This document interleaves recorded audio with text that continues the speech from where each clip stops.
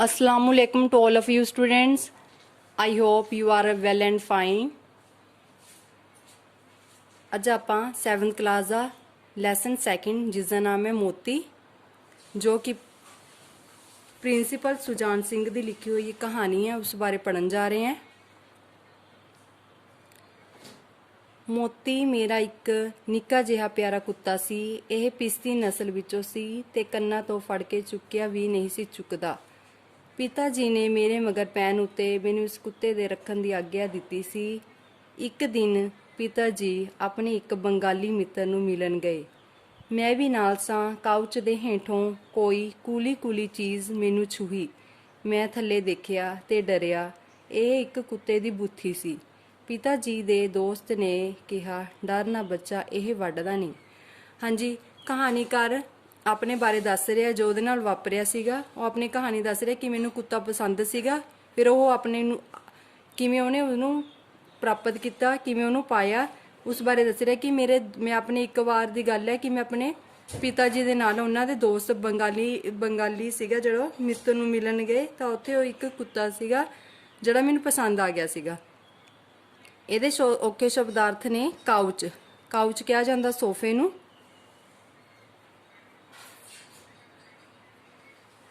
ਔਰ ਬੁੱਥੀ ਕਿਹਾ ਜਾਂਦਾ ਹੈ ਮੂੰਹ ਨੂੰ, ਕਿ ਉਹਨੂੰ ਪਸੰਦ ਆ ਗਿਆ ਸੀ ਕਿ ਤਾਂ ਉਹ ਲੈ ਕੇ ਆ ਗਿਆ। ਅੱਗੇ ਪੜ੍ਹਦੇ ਹਾਂ ਆਪਾਂ। ਕੁੱਤਾ ਬੜਾ ਚਿਰ ਮੇਰੇ ਨਾਲ ਪਿਆਰ ਕਰਦਾ ਰਿਹਾ। ਮੈਂ ਉਸ ਨਾਲ ਚਪਕ ਕੂੰਜ ਵਿੱਚ ਕਿੰਨਾ ਚਿਰ ਖੇਡਦਾ ਰਿਹਾ। ਆਉਣ ਲੱਗਿਆਂ ਮੇਰਾ ਚਿਹਰਾ ਉਦਾਸ ਜਿਹਾ ਦੇਖ ਕੇ ਪਿਤਾ ਜੀ ਦੇ ਮਿੱਤਰ ਨੇ ਕਿਹਾ, ਕੀ ਗੱਲ ਹੈ ਬੇਟਾ, ਉਦਾਸ ਕਿਉਂ ਹੈ? ਮੈਂ ਉਸ ਵੱਲ ਬਿਨਾਂ ਦੇਖਿਆ ਤੇ ਬਿਨਾਂ ਉੱਤਰ ਦਿੱਤਿਆਂ ਪਿਤਾ ਜੀ ਵੱਲ ਬੜੀ ਮਿਠਾਸ ਤੇ ਅਰਜ਼ੋਈ ਭਰੀ ਨਜ਼ਰ ਤੱਕਦਿਆਂ ਉਸ ਆਪਣੇ ਯਾਰ ਕੁੱਤੇ ਵੱਲ ਇਸ਼ਾਰਾ ਕੀਤਾ। ਪਿਤਾ ਜੀ ਨੇ ਅੱਖ ਦੀ ਬੇਮਾਲੂਮ ਘੂਰੀ ਦਿੱਤੀ ਤੇ ਮੈਂ ਸਹਿਮ ਗਿਆ। ਪਿਤਾ ਜੀ ਦੇ ਮਿੱਤਰ ਨੇ ਕਿਹਾ, ਦੋਸਤ, ਇੱਕ ਕੁੱਤੇ ਪਿੱਛੇ ਮੈਂ ਆਪਣੇ ਬੇਟੇ ਨੂੰ ਨਾਰਾਜ਼ ਤੇ ਉਦਾਸ ਨਹੀਂ ਦੇਖਣਾ ਚਾਹੁੰਦਾ। ਮੇਰੇ ਵੱਲ ਪਿਆਰ ਭਰੀ ਨਜ਼ਰ ਤੱਕ ਕੇ ਉਸਨੇ ਕਿਹਾ, ਬੇਟਾ, ਤੂੰ ਮੋਤੀ ਲੈਣਾ ਹੈ? ਜਾ ਲੈ ਜਾ ਬੀਬਾ ਪੁੱਤਰ। ਹਾਂਜੀ, ਅੱਗੇ ਦੱਸ ਰਿਹਾ ਕਹਾਣੀਕਾਰ ਕਿ ਜਦੋਂ ਮੈਨੂੰ ਕੁੱਤਾ ਪਸੰਦ ਆ ਗਿਆ ਤਾਂ ਮੈਂ ਆਪਣੇ ਪਿਤਾ ਵੱਲ ਦੇਖਣ ਲੱਗ ਗਿਆ ਕਿ ਉਹ ਸ਼ਾਇਦ ਮੈਨੂੰ ਮੰਨ ਜਾਣ ਲਿਜਾਣ ਲਈ, ਪਰ ਉਹਨਾਂ ਨੇ ਮੈਨੂੰ ਘੂਰਤਾ ਤੇ ਮੈਂ ਸਹਿਮ ਗਿਆ। ਤੇ ਉਸ ਤੋਂ ਬਾਅਦ ਉਹਨਾਂ ਦੇ ਦੋਸਤ ਨੇ ਕਿਹਾ ਕਿ ਨਹੀਂ, ਮੈਂ ਆਪਣੇ ਇੱਕ ਬੱਚੇ ਨੂੰ ਉਦਾਸ ਨਹੀਂ ਦੇ ਸਕਦਾ ਇੱਕ ਕੁੱਤੇ ਲਈ। ਅੱਗੇ ਪੜ੍ਹਦੇ ਆਪਾਂ। ਮੈਨੂੰ ਚੇਤਾ ਹੈ, ਮੋਤੀ ਦਾ ਨਾਂ ਸੁਣ ਕੇ ਪਿਤਾ ਜੀ ਧੜਪ ਕੇ ਸਨ।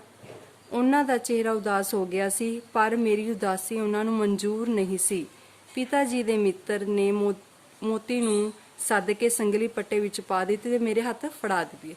ਅੱਗੇ ਕੀ ਹੋਇਆ ਕਿ ਉਹ ਮੋਤੀ ਨੂੰ ਉਹਦੇ ਪਿਤਾ ਦੇ ਜਿਹੜੇ ਕਹਾਣੀਕਾਰ ਦੇ ਪਿਤਾ ਦੇ ਦੋਸਤ ਨੇ ਉਹਨੂੰ ਮੋਤੀ ਨੂੰ ਬੁਲਾਇਆ, ਜਿਸ ਦਾ ਨਾਂ ਜੋ ਕਿ ਕੁੱਤਾ ਸੀ, ਉਹਨੂੰ ਬੁਲਾਇਆ ਆਪਣੇ ਕੋਲ ਤੇ ਉਹਦੇ ਗਲ ਵਿੱਚ ਪਟਾ ਪਾ ਕੇ ਸੰਗਲੀ ਉਹਦੇ ਹੱਥ ਫੜਾ ਦਿੱਤੀ। ਕਹਾਣੀਕਾਰ ਦੇ ਧਰਪ ਕੇ ਇਹਦੇ ਵਿੱਚ ਕਿਹਾ ਜਾਂਦਾ ਏ ਡਰ ਜਾਣਾ, ਡਰ ਕੇ। ਇਹ ਸ਼ਬਦਾਰਥ ਹੈ।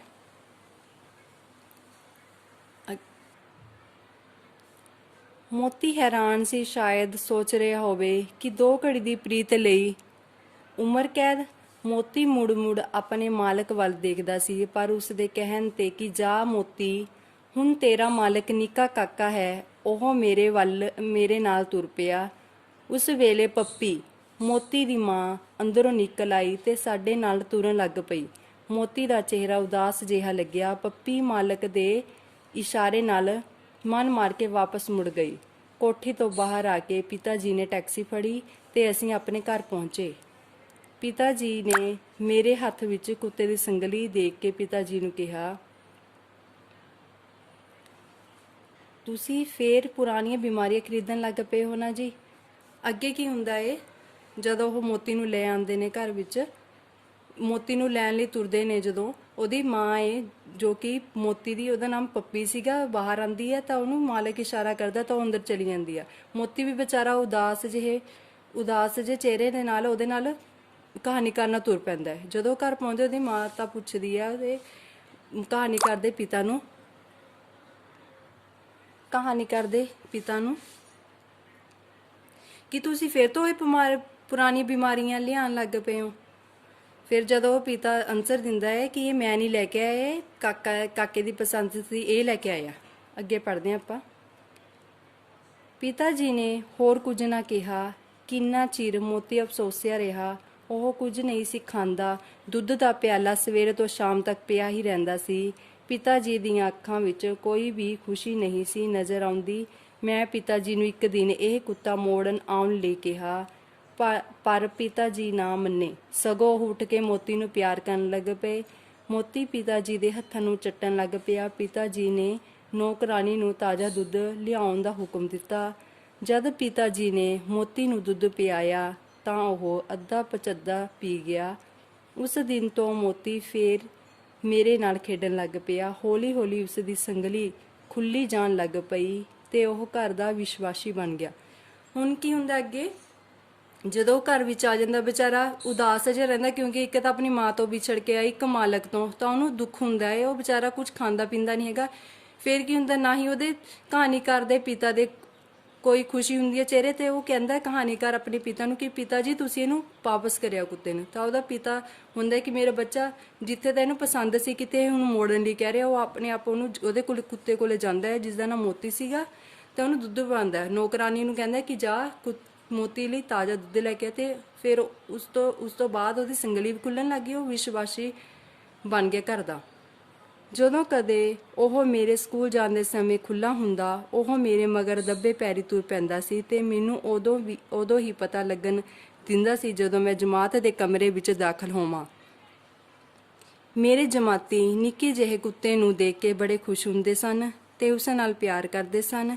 ਜੇ ਉਹ ਕਿਸੇ ਦਾ ਮੂੰਹ ਚੱਟ ਲੈਂਦਾ ਸੀ ਤਾਂ ਉਸ ਨੂੰ ਨਲਕੇ ਤੋਂ ਮੂੰਹ ਧੋਣਾ ਪੈਂਦਾ ਸੀ। ਗੇਂਦ ਨਾਲ ਖੇਡਦੇ ਮੁੰਡਿਆਂ ਦੀ ਗੇਂਦ ਮੂੰਹ ਵਿੱਚ ਲੈ ਕੇ ਨੱਸ ਉੱਠਦਾ ਸੀ ਤੇ ਗੇਂਦ ਮੇਰੇ ਹੱਥ ਵਿੱਚ ਫੜਾ ਕੇ ਹੀ ਸਾਹ ਲੈਂਦਾ ਸੀ। ਇੱਕ ਦਿਨ ਸਾਡੇ ਮਾਸਟਰ ਜੀ ਕੁੱਤੇ ਨੂੰ ਜਮਾਤ ਵਿੱਚ ਦੇਖ ਕੇ ਬੜੇ ਗੁੱਸੇ ਵਿੱਚ ਆਏ ਤੇ ਉਸ ਨੂੰ ਰੂਲ ਲੈ ਕੇ ਮਾਰਨ ਦੌੜੇ। ਮੋਤੀ ਕੋਈ ਉਹਨਾਂ ਦਾ ਵਿਦਿਆਰਥੀ ਥੋੜੀ ਸੀ ਜੋ ਉਹਨਾਂ ਦਾ ਰੋਹਬ ਝੱਲ ਲੈਂਦਾ। ਉਸ ਨੇ ਵੱਧ ਕੇ ਇੱਕ ਘੁਰਕੀ ਸੁਣਾਈ ਤੇ ਨਾਲ ਹੀ ਚਿੱਟੇ ਦੁੱਧ ਦੰਦ ਦਿਖਾਏ। ਫਿਰ ਉਹ ਮੇਰੇ ਬੈਂਚ ਹੇਠਾਂ ਵੜ ਕੇ ਬਹਿ ਗਿਆ। ਜਦੋਂ ਉਹ ਘਰ ਦਾ ਵਿਸ਼ਵਾਸੀ ਬਣ ਗਿਆ ਸੀਗਾ ਮੋਤੀ, ਤਾਂ ਉਹ ਦੱਬੇ ਪੈਰੀ ਉਹਦੇ, ਕਿਉਂਕਿ ਉਹਦੇ ਸੰਗਲੀ ਪਾਈ ਨਹੀਂ ਹੁੰਦੀ ਸੀ, ਤਾਂ ਉਹਦੇ ਨਾਲ ਚਲਾ ਗਿਆ ਕਹਾਣੀਕਾਰ ਦੇ। ਇੱਕ ਦਿਨ ਕੀ ਹੋਇਆ, ਜਮਾਤ ਵਿੱਚ ਉਹ ਜਾ ਕੇ ਉਹਦੇ ਨਾਲ ਉਹਦੀ ਕਲਾਸ ਜਮਾਤ ਵਿੱਚ ਬੈਠ ਗਿਆ। ਤਾਂ ਉਸ ਟਾਈਮ ਉਹਦੇ ਮਾਸਟਰ ਨੇ ਦੇਖ ਲਿਆ। ਮਾਸਟਰ ਨੇ ਜਦ ਦੇਖਿਆ ਉਹ ਰੂਲ ਲੈ ਕੇ ਉਹਨੂੰ ਮਾਰਨ ਲਈ ਦੌੜ ਪਿਆ। ਤਾਂ ਉਹਨੇ ਜਿਹੜਾ ਸੀਗਾ ਮੋਤੀ, ਉਹਨੇ ਉਹਨੂੰ ਵੱਢਣ ਲਈ ਆਪਣਾ ਮੂੰਹ ਖੋਲਿਆ। ਇਹਦੇ ਵਿੱਚ ਰੂਲ ਕਿਹਾ ਜਾਂਦਾ, ਸ਼ਬਦਾਰਥ ਹੈ ਔਖਾ, ਇਹਨੂੰ ਕਿਹਾ ਜਾਂਦਾ ਡੰਡਾ। ਰੂਲ ਕਿਹਾ ਜਾਂਦਾ ਡੰਡੇ ਨੂੰ।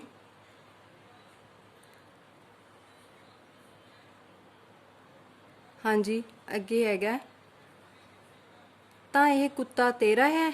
ਮਾਸਟਰ ਜੀ ਨੇ ਹਿੰਦੀ ਦੇ ਸ਼ਬਦਾਂ ਨੂੰ ਐਵੇਂ ਲਮਕਾਉਂਦਿਆਂ ਪੁੱਛਿਆ ਜਿਵੇਂ ਇਹ ਕੁੱਤੇ ਤੋਂ ਡਰਦੇ ਹੀ ਨਹੀਂ ਸਨ। ਫਿਰ ਬਾਅਦ ਵਿੱਚ ਮਾਸਟਰ ਜੀ ਨੇ ਪੁੱਛਿਆ, ਜਦੋਂ ਉਹਦੇ ਬੈਂਚ ਦੇ ਨੀਚੇ ਜਾ ਕੇ ਬੈਠ ਗਿਆ ਮੋਤੀ, ਤਾਂ ਕਿਹਾ ਕਹਾਣੀਕਾਰ ਨੂੰ ਕਿ ਅੱਛਾ, ਤੇ ਇਹ ਕੁੱਤਾ ਤੇਰਾ ਏ? ਮੈਂ ਡਰਦਿਆਂ ਮਾਸਟਰ ਜੀ ਨੂੰ ਕਿਹਾ, ਇਹ ਕੁੱਤਾ ਮੇਰਾ ਹੀ ਹੈ। ਉਹਨਾਂ ਉਸੇ ਵੇਲੇ ਹੁਕਮ ਦਿੱਤਾ ਕਿ ਮੈਂ ਮੋਤੀ ਨੂੰ ਘਰ ਛੱਡ ਕੇ ਆਵਾਂ।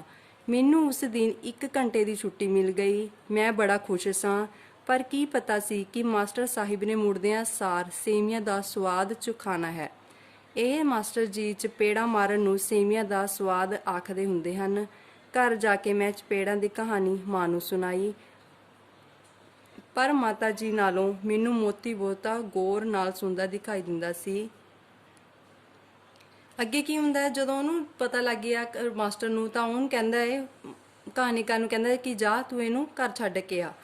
ਉਹਨੂੰ ਕਹਾਣੀਕਾਰ ਨੂੰ ਪਤਾ ਨਹੀਂ ਸੀ ਕਿ ਮੈਂ ਜਦੋਂ ਆਊਂਗਾ ਤਾਂ ਮੇਰੇ ਮਾਸਟਰ ਨੇ ਮੇਰੇ ਚਪੇੜਾ ਮਾਰਨਗੇ, ਮੇਰੇ ਥੱਪੜ ਮਾਰਨਗੇ। ਜਦੋਂ ਆਪਾਂ ਕੋਈ ਗਲਤ ਕੰਮ ਕਰਦੇ ਹਾਂ ਤਾਂ ਆਪਣੇ ਵੀ, ਤੁਸੀਂ ਵਿਦਿਆਰਥੀ ਹੋ, ਜੇ ਕੋਈ ਗਲਤ ਕਰਦੇ ਤੁਹਾਨੂੰ ਟੀਚਰ ਤੁਹਾਨੂੰ ਡਾਂਟਦੇ ਨੇ, ਤੁਹਾਨੂੰ ਸਮਝਾਉਂਦੇ ਨੇ ਕਿ ਇਹ ਨਹੀਂ ਕਰਨਾ। ਇਸ ਤਰ੍ਹਾਂ ਹੀ ਉਹਦੇ ਕਹਾਣੀਕਾਰ ਦੇ ਮਾਸਟਰ ਨੇ ਉਹਨੂੰ ਡੰਡੇ ਉਹਦੇ ਚਪੇੜਾ ਮਾਰੀਆਂ, ਉਹਨੂੰ ਉਸ ਨਾਲ ਸਮਝਾਇਆ। ਮੈਂ ਉਂਗਲ ਕਰਕੇ ਉਸ ਵੱਲ ਇਸ਼ਾਰਾ ਕਰਦਿਆਂ ਕਹਿ ਹੀ ਰਿਹਾ ਸਾਂ, ਹਾਂ ਅੱਛਾ ਬੱਚੂ, ਮੈਨੂੰ ਮਾਰ ਪਵਾਈ।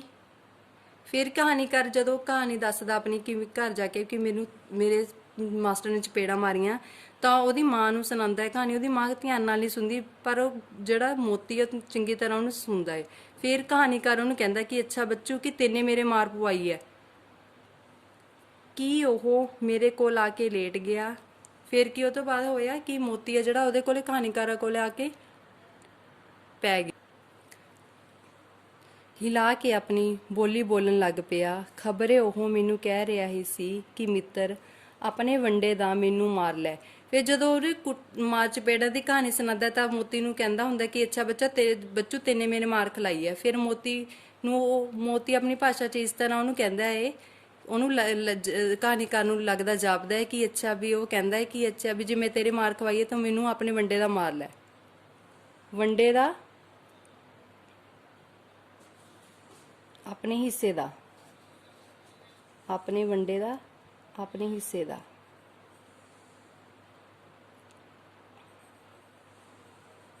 ਹਿੱਸੇ ਦਾ। ਹਾਂਜੀ, ਇਹ ਸੀ ਆਪਣੀ ਕਹਾਣੀ ਜਿਹੜੀ ਕਿ ਆਪਾਂ ਨੇ ਅੱਧੀ ਪੜ੍ਹੀ ਹੈ। ਤਾਂ ਆਪਾਂ ਨੈਕਸਟ ਕਲਾਸ 'ਚ ਇਹ ਤੋਂ ਬਾਅਦ ਜੋ ਰਹਿ ਗਈ ਕਹਾਣੀ ਉਹ ਪੂਰੀ ਕਰਾਂਗੇ। Thank you. ਤੁਸੀਂ ਧਿਆਨ ਨਾਲ ਕਹਾਣੀ ਨੂੰ ਫਿਰ ਤੋਂ ਚੰਗੀ ਤਰ੍ਹਾਂ ਪੜ੍ਹਨਾ ਹੈ।